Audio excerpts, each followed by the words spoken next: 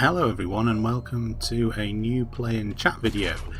For this one I decided to play some Just Cause 2 on the Sony PlayStation 3. Just to give a bit of detail about the game I'm playing while I do this play and chat, this is, in my opinion anyway, an absolutely awesome game. It's a sandbox game in a similar vein to your likes of your Grand Theft Auto and your Saints Row and all of that kind of stuff, but it's great fun to play. Totally over the top. You get to blow lots of stuff up. There's plenty of gameplay. There's a huge island to, well, sort of series of one big island and a series of small islands surrounding it to explore. There's loads of vehicles to get your hands on and just blow the crap out of everything.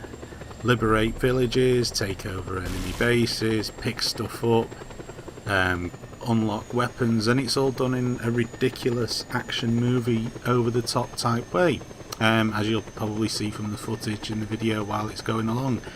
I absolutely love this game. This is the second time I've had it. I did have it on the Xbox 360 and I completed it, and then it became available then on the PlayStation Network as part of the PlayStation Plus for free. So I sold the 360 version, one that I had, and downloaded the free copy of it. If you haven't got PlayStation Plus, it is well worth checking out. I think it works out something, I don't know if it's something like £40 a year, but you get so many free games, not just PlayStation 3 titles. You can get some PlayStation 1 titles. I think there's been an occasion where there's even been some, in fact I know there's been PlayStation 2 titles in there, because they had the original Max Payne for free as well.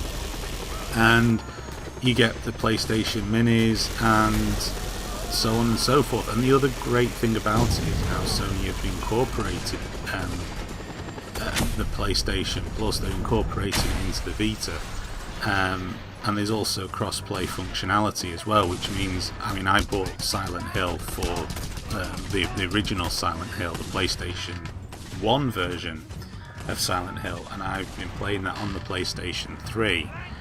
And I was able to download that for free to play it on the Vita, and once I got past the control issue that I had, where the L2 and R2 buttons obviously don't exist on the Vita, and I was thinking, well, how the hell am I supposed to shoot things? I discovered that they've sort of remapped that to those things to the back touchpad. Once you kind of get used to that, and you can remap the controls as well, things aren't too bad. So yeah,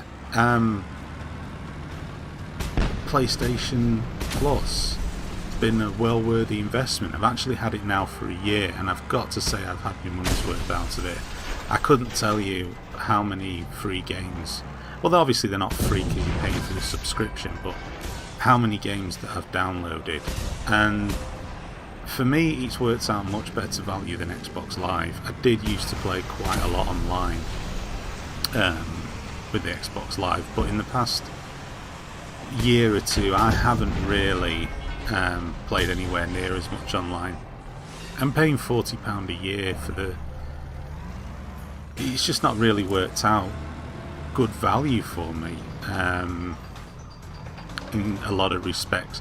I don't use the 360 for anything other than playing games on, so if there are any other services that are tied into having a gold membership, I don't really get the benefits from it. I think a few months ago I had a bit of a revival playing online games on there with some people off the Mature Gamer podcast website, the website that I'm an admin on and occasional podcaster on. But the problem is for me, it's just getting the time to do it, and I get so many. I bought so many games in the past year. I didn't really get a chance to play them all.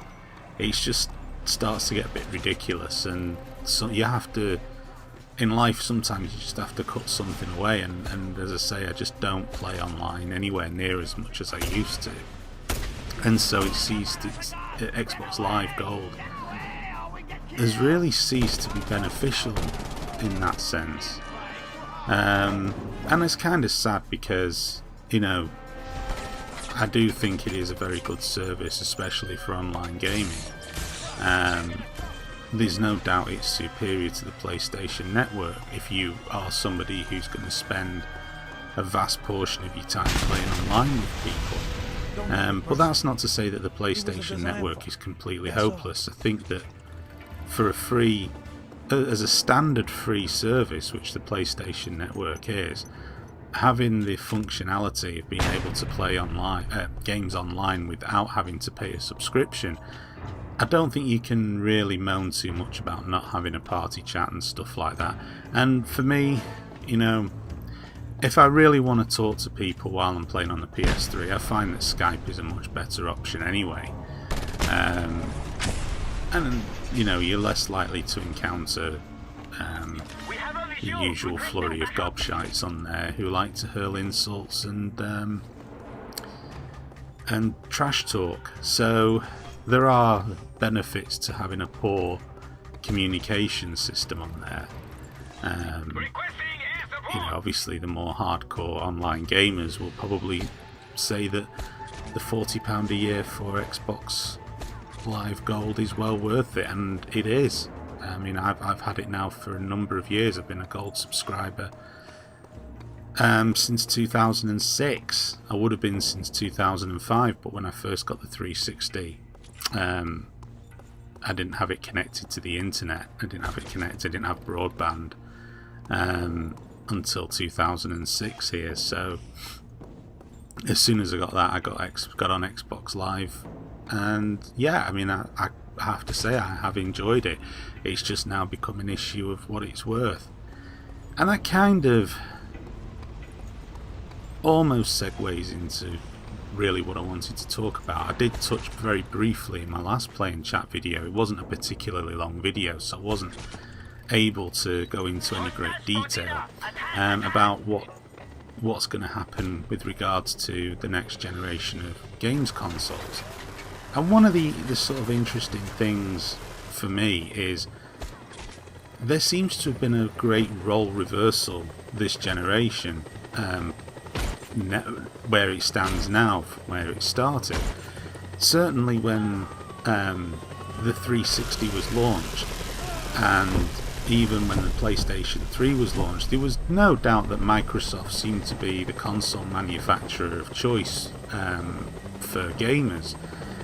They, you know, were getting all of the exclusive content. They were getting the content delivered early. They really had the games side of their console put squarely front and center. That was what they were about, and all of the other stuff, the multimedia stuff and so on and so forth, you know, clearly took second place.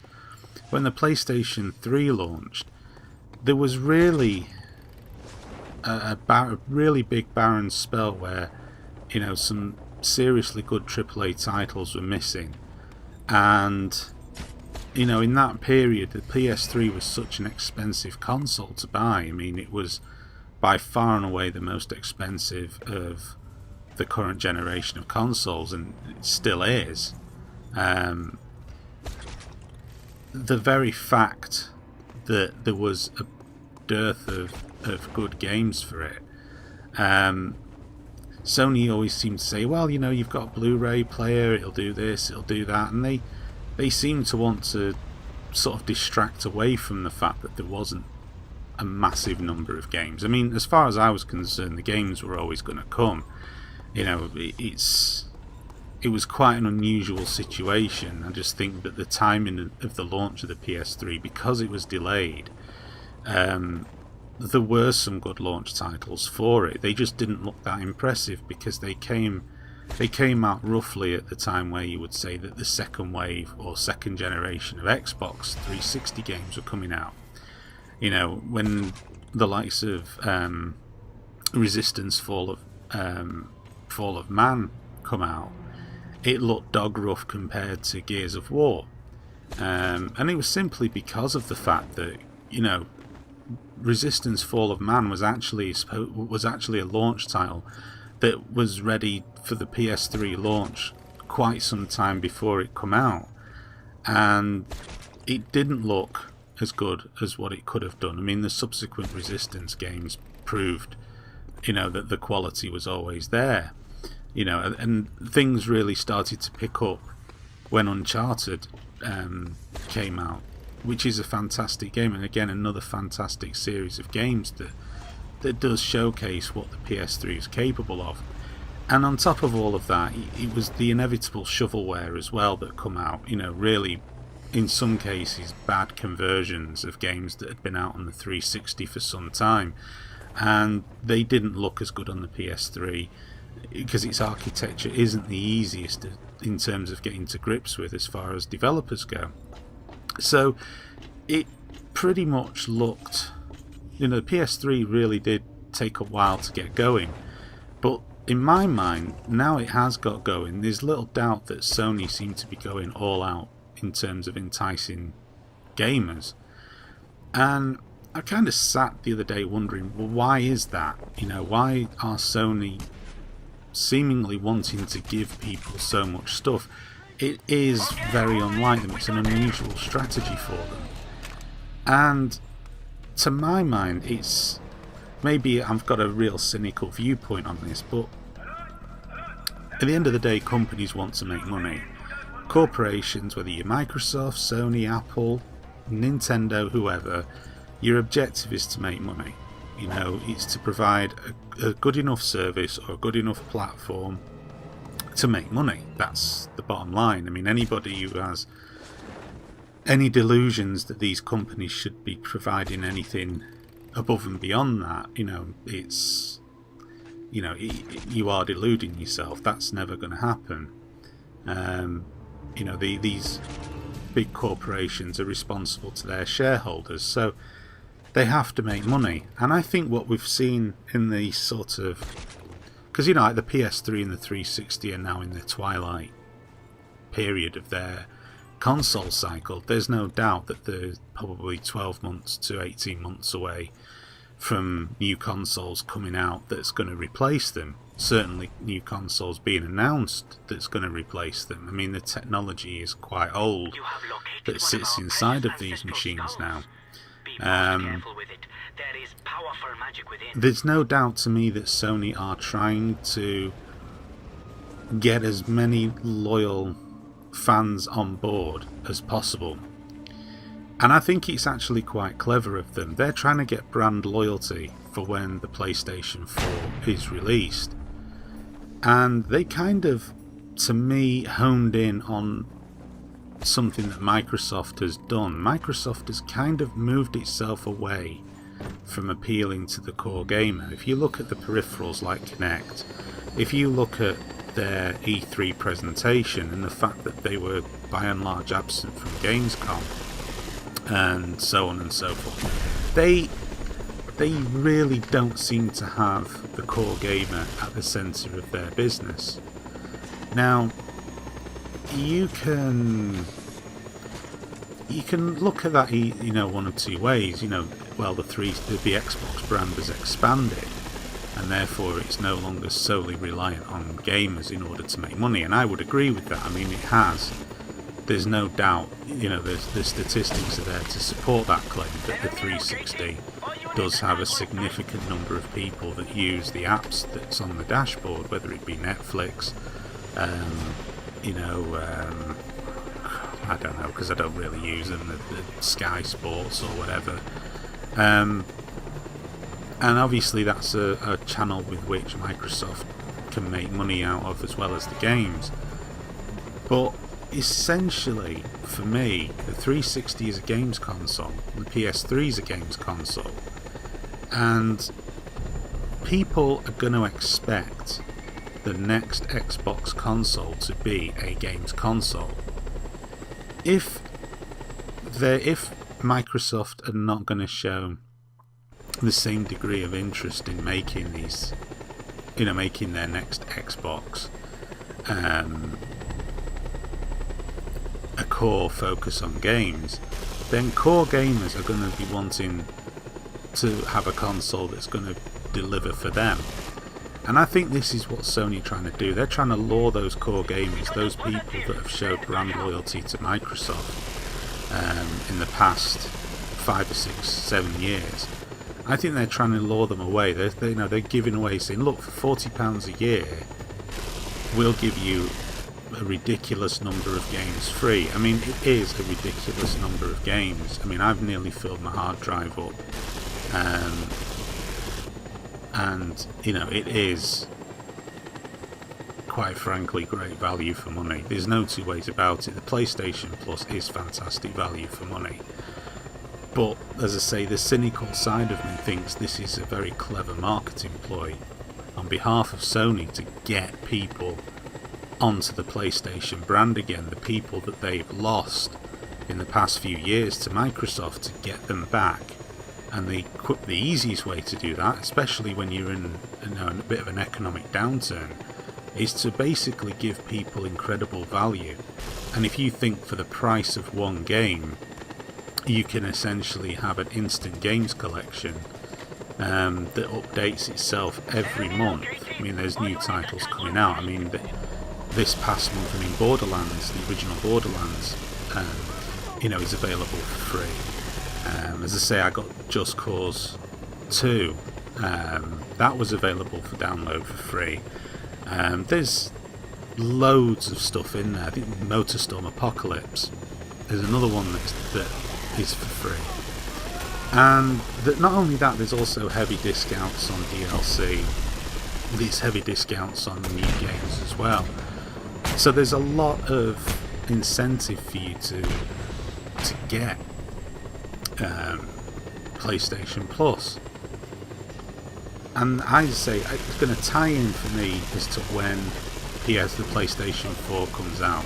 Sony are just hoping that people are going to say, well, you know, we stuck with Sony, or we've been using the PlayStation 3, we've got great value, we're going to gravitate and just do the natural progression of going to PlayStation 4. You know, the PlayStation Network is still going to be there with the PS4. The only issue will be the compatibility of games. Will the games that you bought on PlayStation Plus, will they be compatible with the PlayStation 4? I would suggest that if Sony don't do that, that would be suicidal. And the challenge that they have is making the PS4 backwardsly compatible with the PS1, which really shouldn't be too much of a problem, because PS1 games have been backwardly compatible with the PS2 and the PS3 without too much hassle, and they've also successfully managed to port them over to the Vita, so I can't see that being an issue. The issue will be the PlayStation 2 games, because when Sony removed the backwards compatibility out of the current generation of PS3s, it's gone now to the games that they've been slowly churning out there on the PlayStation Network. Those PlayStation 2 games are the only ones you can play if you have a new PlayStation 3. If you've still got the old 60 gig, you're fine, you can still pop in a PS2 disc and off you go. So there is that interest, there is that, surely Sony have got to work on the fact that if they want people to come over with them to the PlayStation 4, the people that they've sort of snared in with the PlayStation 3 and this whole PlayStation Plus business, then backwards compatibility for the PlayStation 4 is an absolute must. People are going to get seriously pissed off if they suddenly discover that their entire games collection, both DLC and physical, is suddenly not going to work. Now, I don't know what Microsoft's strategy is going to be. I don't even know what Sony's strategy is going to be. But that, to me, just seems to be how I read into what Sony is doing. I mean, I could be completely wrong, and it is quite a cynical look upon things, but I don't see I just see they've noticed an area that they can score a lot of kudos with, get a lot of people on board at the expense of Microsoft. I just see that's what they're doing. And it kind of surprises me that Microsoft have allowed that to happen. Their E3 showing was very, very poor. Most of them were very, very poor. I thought Nintendo was poor considering it was launching a new console. They seemed to spend most of their E3 presentation telling everyone that they didn't have enough time to show everything that was important, and I thought that was a bit rubbish because, there was a lot of crap in there that they could have cut out, and I would have liked to have known a lot more about the Wii U than ultimately we were told. It just seemed a bit candy, but that's Nintendo. They'll always do their own thing, and they really don't care. And they've got a proven track record of success in that field, so you can't really blame them for doing that. But I was surprised with Microsoft. It seemed very weak source, and Sony came on and they put games front and centre, and Microsoft seemed to put the whole Surface, whatever it is, that thing whereby if you've got a smartphone or a touchpad or whatever, you can integrate it with the 360 and all of that business. That's gotta hurt the big man's ego. And it was kind of a confusing message to me to send out. It was like, okay, great, and this is E3 and it's all about the games, and that presentation to me, just kind of belonged a bit more to a different type of show. Like, I don't know. I just the overall feeling that I got was that Microsoft really was just trying to get through the last E3 without too much damage to their reputation, whatever. I don't know. But yeah, that's kind of what I think Sony's doing. I think Sony are trying to be very, very clever in bringing people on board in readiness for the launch of the PlayStation 4. And be interesting to see what happens there. And as I say, with regards to Microsoft, I haven't a damn clue what's going to happen there. I'm sure the hardware they release with will be very good. I can't see them releasing a pile of crap. They might do. The 360 in its build quality and its original configuration was probably one of the worst built consoles I've ever come across in my life. It was bloody terrible. I've had 6 or 7 of the damn things before I got the 360S, which I've got now, which seems to have been the best of the lot, which, so it should. It took them long enough to fix the inherent build quality issues that the 360 had.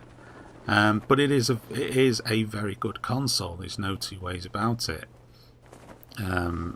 It's been a very, very capable console, and through software upgrades, it has it has transformed its ability to deliver content.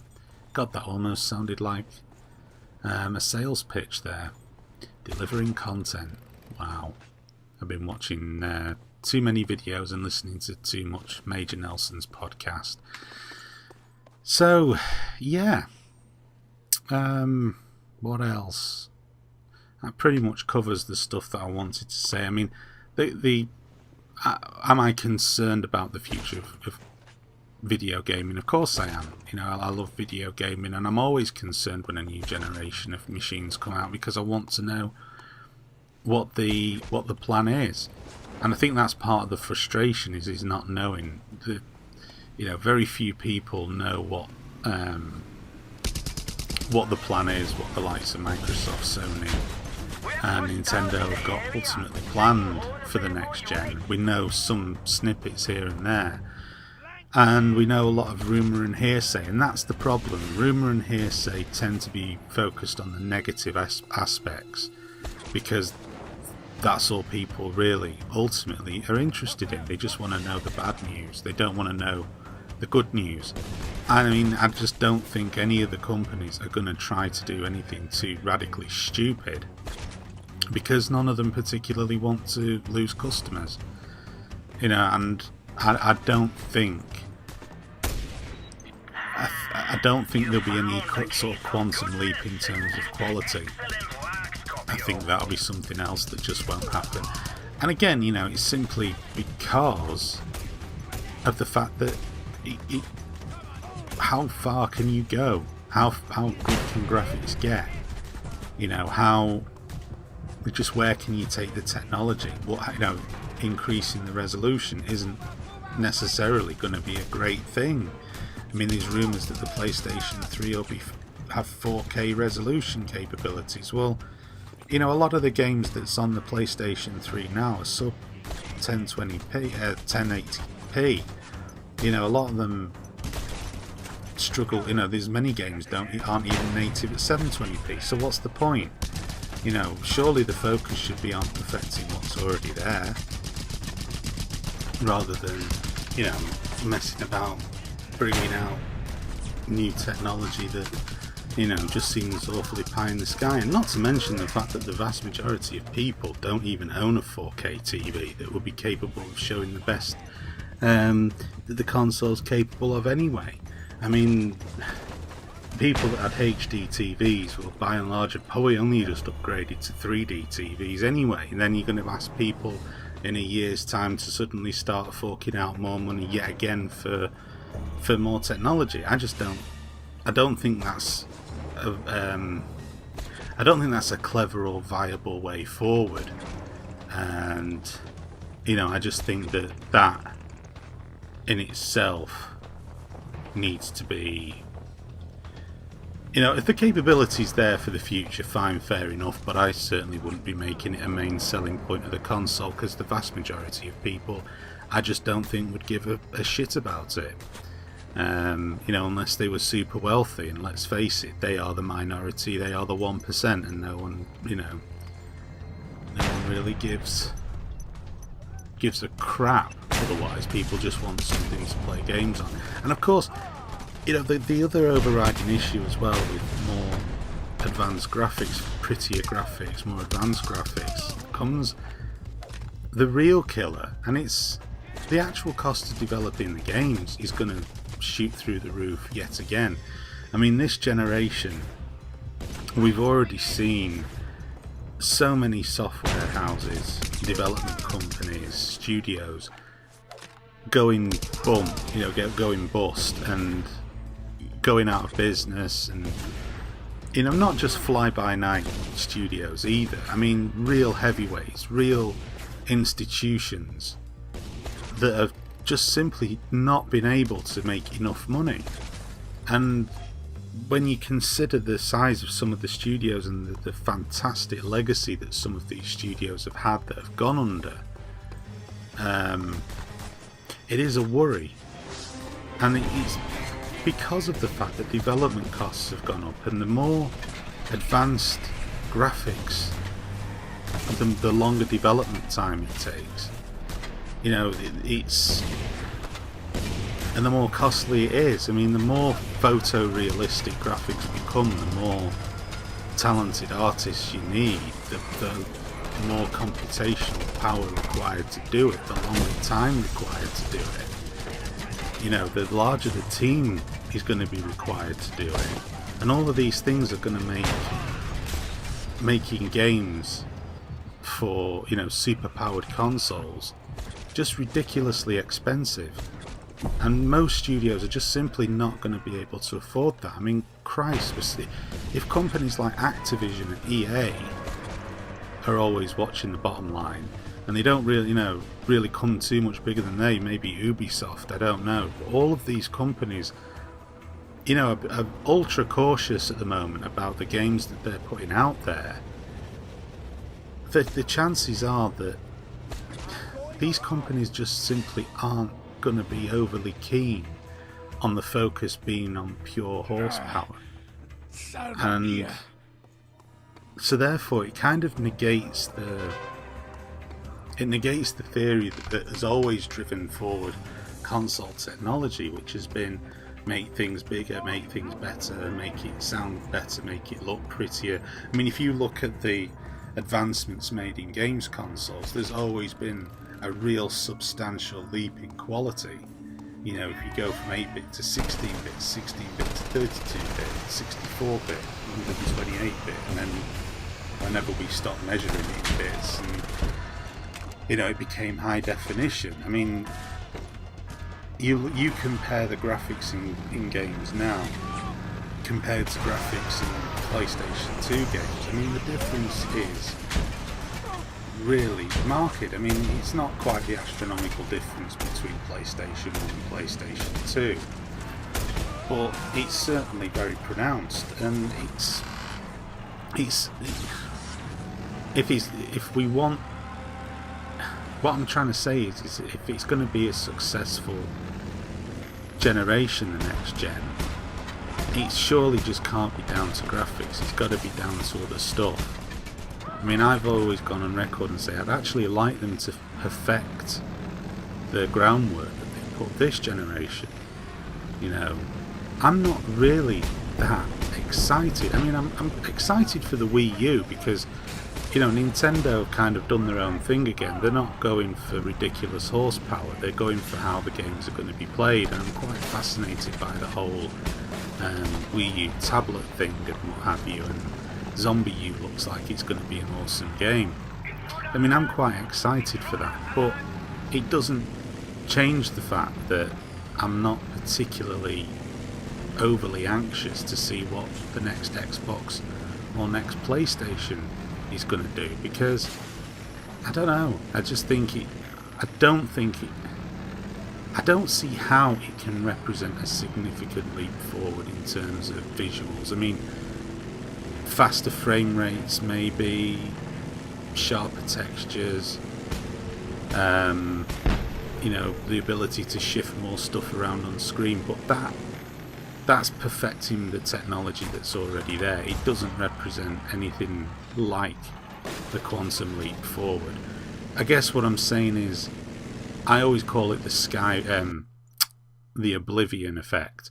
The first time I played Oblivion on the Xbox 360, anybody that's played it will know the moment you emerge from the sewers in Oblivion and you see that world presented to you for the first time, I'd never seen anything like that on a console before.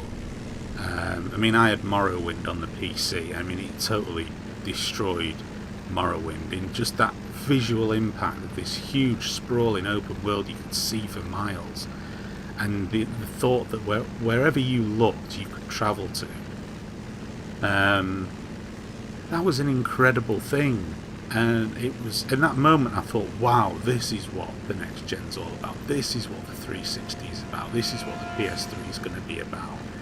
You know, there was that wow factor. And I just don't think the next gen will provide that. You know, it might be a slightly busier world. It'll probably move at a greater number of frames per second. The smoothness will probably be fantastic. But in terms of the actual world itself, I don't think there's really going to be too much of a difference. And of course I may be completely wrong, these are just my thoughts, but I think that factoring in everything that's gone on in the world, whether it be, you know, the economy, whether it's just the fact that, you know, hardware manufacturers are by and large dictated to by software companies. I mean, it's the software companies producing games for consoles that define whether the consoles are going to live or die.